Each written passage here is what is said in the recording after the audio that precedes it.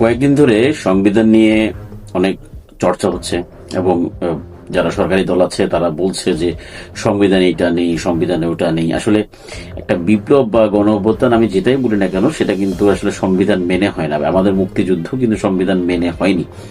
তো আমার আসলে এত বিস্তারিত কথা বলার না, আমি একটা পয়েন্ট বোঝার চেষ্টা করছি, সেটা বা আপনাদের সাথে সেটা শেয়ার করার চেষ্টা করছি। সেটা হচ্ছে যে শেখ মুজিবুর রহমান কিন্তু সংবিধানে কি রয়েছে, স্বাধীনতার ঘোষক হিসাবে রয়েছে। তো প্রেসিডেন্ট কিন্তু সে জায়গায় সংবিধান ভায়োলেশন করেছে।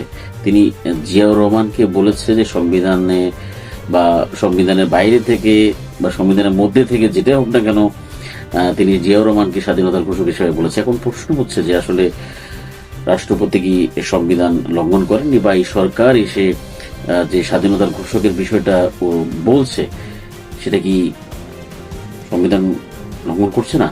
তো সংবিধান সংবিধান করছে, কিন্তু সংবিধানের এই বিষয়টা কেন মানছে না? তো বিএনপি সামনে কোন কি বলবে সেটা এখন আসলে দেখার বিষয়, সেটা আমরা আসলে দেখতে চাই বা বুঝতে চাই।